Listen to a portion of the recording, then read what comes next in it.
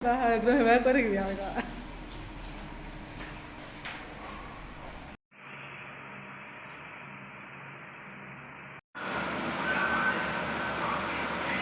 নমস্কাৰ। যোৱাকালি হঠাতে মেডিকেলত এডমিট হ'বলগীয়া হ'ল। আচলতে সোমবাৰে মই আল্ট্ৰাচাউণ্ড কৰিছিলোঁ আৰু আল্ট্ৰাচাউণ্ডত মোৰ মাত্ৰ 8 মাহ হৈছিলেহে প্ৰেগনেঞ্চি, 8 মাহ সোমাইছিলে। কিন্তু ৰিপৰ্ট চাই ছাৰে মোক বহুত ইমাৰ্জেঞ্চি এডমিট হ'বলৈ ক'লে, কাৰণ আল্ট্ৰাচাউণ্ড ৰিপৰ্টটো মোৰ বৰ এটা ঠিক নাছিলে, কাৰণ বেবীয়ে বহুত বেছি কষ্ট পাই আছে আৰু ভাল হোৱাত কষ্ট পাই আছে বুলি ক'লে। সেইকাৰণে বহুত ইমাৰ্জেঞ্চি এডমিট হ'বলৈ ক'লে আৰু আমি সন্ধিয়া প্ৰায় 5 বজাত ইয়াত গুচি আহিলোঁ আৰু বৰ্তমান লখিমপুৰ আমি অৰ্গেনিছ মেডিকেলত এডমিট হৈ আছোঁ। আপোনালোকে আশীৰ্বাদ কৰিব, সকলো যাতে ভালে কুশলে হৈ যায়। আৰু এইদৰে মোক 12 ঘণ্টাৰ কাৰণে অক্সিজেন দি ৰাখিছিল। 2 ঘণ্টা লৈ 1 ঘণ্টা খুলি থ'ব লাগে, আকৌ ল'ব লাগে। আৰু 3টা বেজি দিছিল 12 ঘণ্টা মূৰে মূৰে। আৰু পিছদিনাখন ৰাতিলৈ মোক অপাৰেশ্যন কৰিব বুলি ডক্টৰে জানিবলৈ দিলে। আৰু মেডিকেল আহিবৰ কাৰণে আমি যিহেতু অকণো প্ৰিপেয়াৰ হৈ থকা নাছিলোঁ, সেইকাৰণে কাপোৰ কানি একো ধোৱাই নহ'ল বেবীৰ বাবে।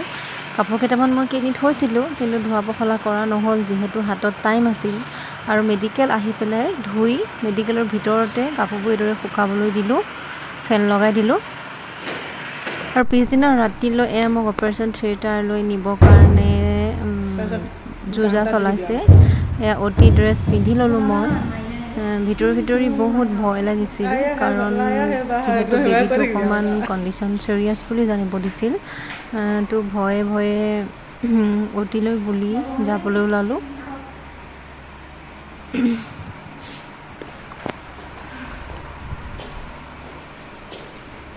সেয়া মোক অতিলৈ বুলি লৈ গৈছে। মাৰি দিয়া একণ হৈ যাব হয় নহয়। আমি যিহেতু 3 নম্বৰ ফ্ল'ৰত আছিলোঁ আৰু অতি আছিল 2 নম্বৰ ফ্ল'ৰ, সেয়েহে চিৰিয়েদি এনেদৰে নামি আহিলোঁ।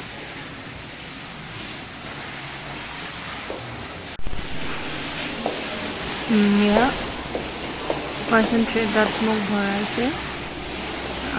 ভণ্টিহঁতে সকলোৱে বুজাইছিল, ভয় নকৰিবৰ কাৰণে সাহস দিছিল।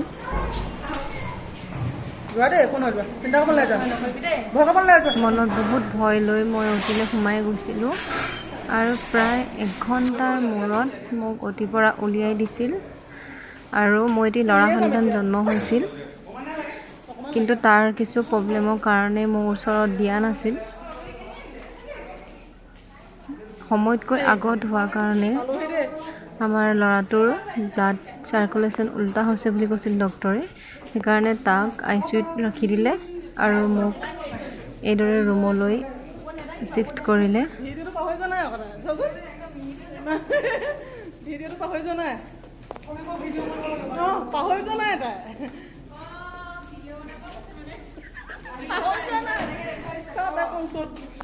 ভিডিঅ' পাহৰি যোৱা নাই। ৰ দেখাইছোঁ ৰ।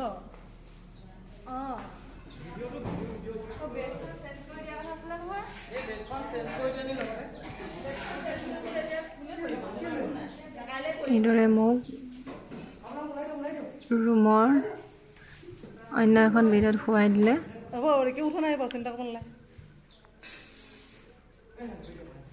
খুব বেছি পিয়াহ লাগিছিল মোক, যিহেতু পানী খাব দিয়া নাছিল আগদিনাখনৰ পৰা, আবেলিৰ পৰা, আগদিনাখনৰ পৰা নহয়।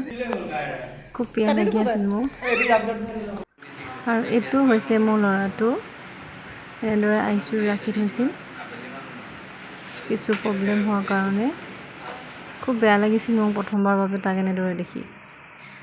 আৰু মই পিছদিনাখন নহয় বাৰু, তাৰ পিছদিনা 2 দিন পিছত এনেদৰে ৰুমৰ ভিতৰতে অলপ খোজকাঢ়িছিলোঁ, যিহেতু খোজকাঢ়িলে ভাল অলপ, সেইবাবে মই এনেদৰে অলপকৈ খোজকাঢ়িছিলোঁ।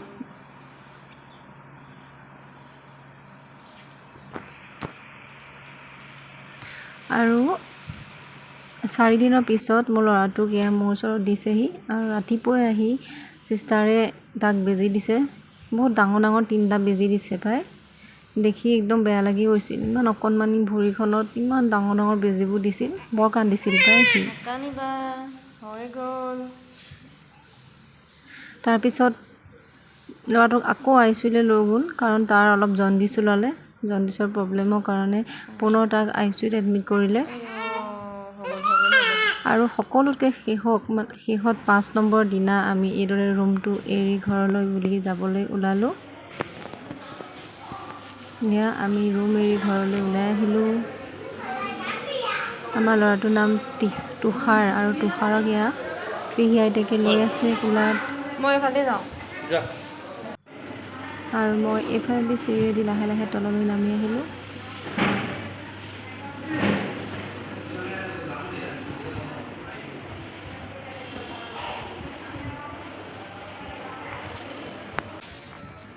ভিডিঅ' বনাবলৈ আৰু এয়া আমি ঘৰলৈ যাবলৈ ওলাই আহিলোঁ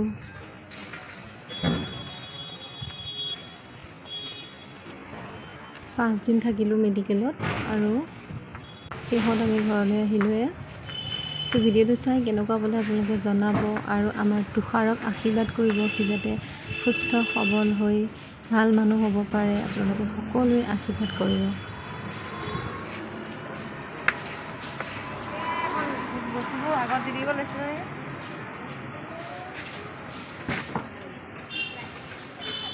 এই বেগকেইটা দুজনী পিছতে বহিম বুলি ভাবিছিলোঁ দুজনী পিছতে বহোঁ নেকি আগত নবহোঁ দুজনী পিছতে বহোঁ এতিয়া ভাল হ'ব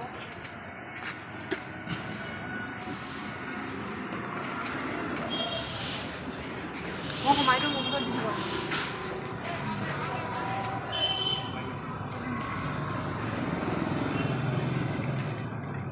আগলৈ দি দে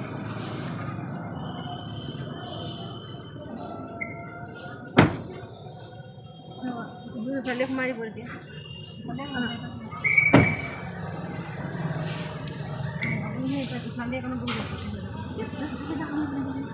ল'ৰাটোলৈ অকণমান কেনেকৈ যাম দিয়া আপুনি ইফালে উঠি যাওক ইফালে যাম কৰি দিয়ক